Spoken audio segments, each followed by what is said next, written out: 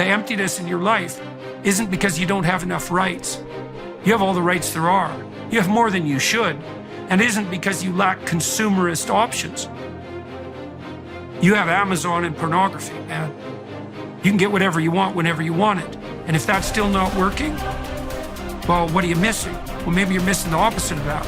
A little bit of restraint, a little bit of sacrifice, some responsibility. Man, stop bullshit. If you really got a problem with your life, you'll change it. You're not tired of being broke. You're not tired of being stuck. You're not tired, because if you was tired, you would actually do some shit about it. I'm tired of everybody running around complaining as if you're on the receiving end of whatever this world wants to dump on you and you don't have a choice. It's time to grow up, man. Excuses sound best to the person that's making them up. Anybody who is determined to do something, who wants something to be different, it will eventually be different. Everything around you is going to change as soon as you change the things around you. Change your mind and everything about your bank account, your surroundings, your environment will all change. If you're creative enough, can you find the answer? Yes or no? If you're determined enough, can you find the breakthrough? Yes or no? Creativity, decisiveness, passion.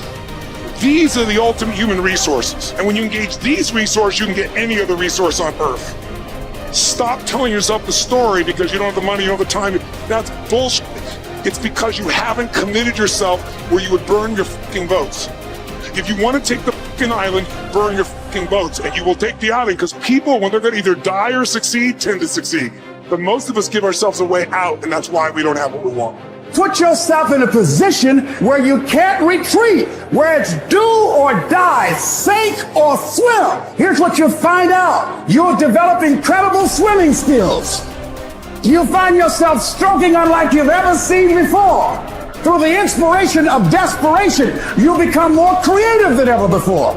Throw your whole self into it.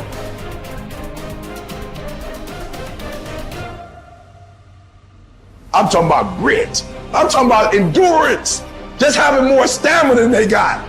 In order to get to the next level, you gotta sacrifice. You gotta take risks. You gotta be willing to do by faith whatever you're asked to do. Listen to me, there are no shortcuts to success. There are no discounts to success. It's always sweat. It's always blood. It's always tears. You always have to give all to be the best. Yes, it's hard, but I ask for it, and I'll do whatever it takes to maintain it. It is not easy, but I'm not about to quit. I'm not about to give up.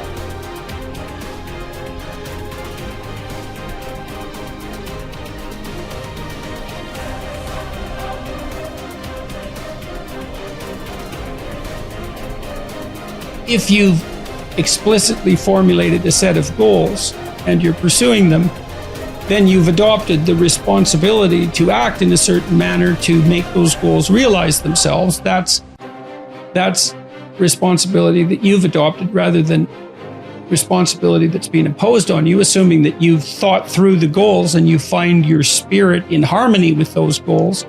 You can consult your resentment. I think that's a very useful step. If you find yourself angry and bitter about the things that you are responsible for doing, then that's an indication that you might be operating under some unhealthy compulsion, that you're rebelling, and that's the reason for the resentment against the insistence that you act in a certain way. Although it's also possible that you're just immature and that you're rebelling against the discipline that's necessary to attain the goals that you genuinely do want to attain and that are valid and that you are actively engaged in constructing.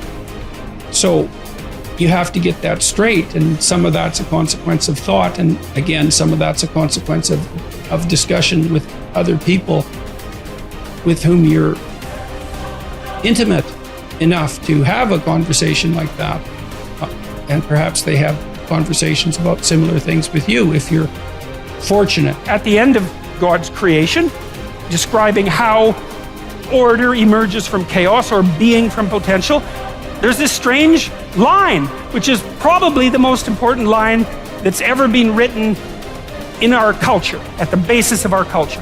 And that is that men and women are made in the image of God. And what does that mean? Well, if God is that which confronts potential with truth and courage and makes what's good out of potential, that seems to indicate that we have the same faculty. Like on a smaller scale, we're not omniscient, but we're not bloody well nothing. You know, our conscious is integrally tied into the structure of being in some manner we don't understand. And it certainly is the case that we take what isn't and turn it into what is. That's something, man. That's quite the trick we've been able to manage. And so we're made in that image. And so what are we supposed to do? Well, that's what we're supposed to do.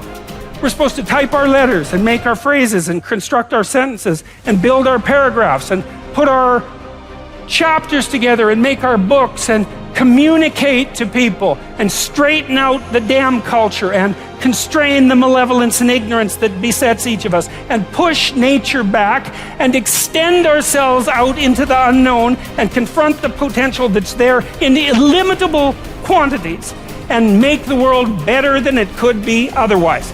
To move it away from hell, and it can certainly become that, and toward heaven to the degree that we can manage that. And that is a good enough goal. That's the thing. You need something, you know, because your life is tough. It's hard. You need something you need something to get out of bed for and fight for. And that's something, right? To fight, let's say, against hell and for heaven. That's something to fight for. You know, if you want to be convinced about this, like read a little bit about hell. Read the Gulag Archipelago, or read Ordinary Men, or read The Rape of Nanking, or read about what happened in Nazi Germany during Auschwitz and all the catastrophes of the 20th century, and see if you believe in hell, and see if you think, well, maybe not having that happen anymore would be a good idea. And then think about maybe that's something you could contribute to. And then it wouldn't have to happen anymore. And that would be a good thing, and God only knows what great things we could manage under such conditions. We're becoming incredibly technologically powerful. And what would it be like if we became equally wise? Well, that would really be something. God only knows what we could manage in the next 20 years or the next 100 years, you know? We're running at 40%, most of us, you know, because we're half in and half out. And it's not surprising because life is difficult. It's like, well, what if you were 90% in? Or 95% in, or all in, because you're all in anyways, right? It's a life and death game. No one gets out of this. Everyone dies. You might as well commit yourself. And you might as well commit yourself to the highest good that you can attain, because why not? It'll imbue your life with meaning. It's hard, the responsibility's there, but all the meaning's in the responsibility, and that'll make your life better. It'll make your family's life better. And it should make your culture better. Maybe it make the world better. It's like, that'll justify your damn miserable existence at 3 o'clock in the morning when you're wondering what the hell you're doing here. And that's a good thing, because there's going to be days when you're aching and tired and sore, and there's people in your family that are sick, and you're cynical and bitter, and you need a reason to get up, and you think, yeah, well, a little more heaven and a little less hell, maybe I can pull that off today and tomorrow and next week. And that's worth struggling forward for. A man who becomes conscious of the responsibility he bears toward a human being who affectionately waits for him, or to an unfinished work, will never be able to throw away his life. He knows the why for his existence and will be able to bear almost any how. By declaring that man is responsible and must actualize the potential meaning of his life. I wish to stress that the true meaning of life is to be discovered in the world rather than within man or his own psyche, as though it were a closed system. I have found this constitutive characteristic the self-transcendence of human existence. It denotes the fact that being human always points and is directed to something or someone other than oneself. Be it a meaning to fulfill or another human being to encounter, the more one forgets himself. By giving himself to a cause to serve or another person to love, the more human he is and the more he actualizes himself. What is called self-actualization is not an attainable aim at all. for the simple reason that the more one would strive for it, the more he would miss it. In other words, self-actualization is possible only as a side effect of self-transcendence. A human being is not one thing among others. Things determine each other, but man is ultimately self-determining what he becomes within the limits of endowment and environment. He has made out of himself. In the concentration camps, for example, in this living laboratory and on this testing ground, we watched and witnessed some of our comrades behave like swine, while others behaved like saints. Man has both potentialities within himself. Which one is actualized depends on decisions, but not on conditions. What is demanded of man is not, as some existential philosophers teach, to endure the meaninglessness of life, but rather to bear his incapacity to grasp its unconditional meaningfulness in rational terms. To be sure, man's search for meaning may arouse inner tension rather than inner equilibrium. However, precisely such tension is an indispensable prerequisite of mental health. There is nothing in the world, I venture to say, that would so effectively help one to survive even the worst conditions as the knowledge that there is a meaning in one's life. There is much wisdom in the words of Nietzsche. He who has a why to live for can bear almost any harm. What was really needed was a fundamental change in our attitude toward life.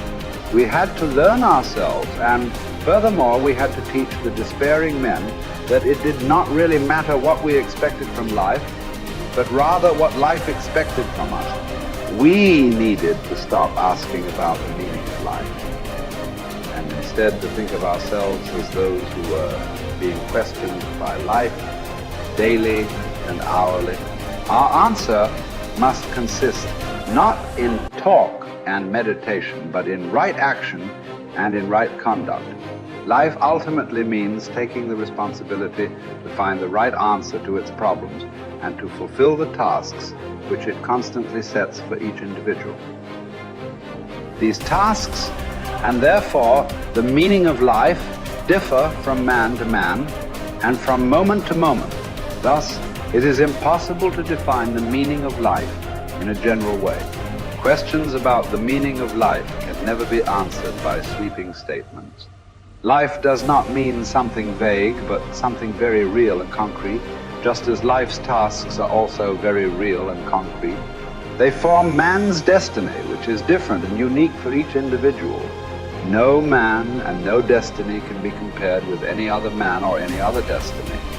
No situation repeats itself, and each situation calls for a different response. Sometimes the situation in which a man finds himself may require him to shape his own fate by action. At other times, it is more advantageous for him to make use of an opportunity for contemplation and to realize assets in this way. Sometimes man may be required simply to accept fate, to bear his cross.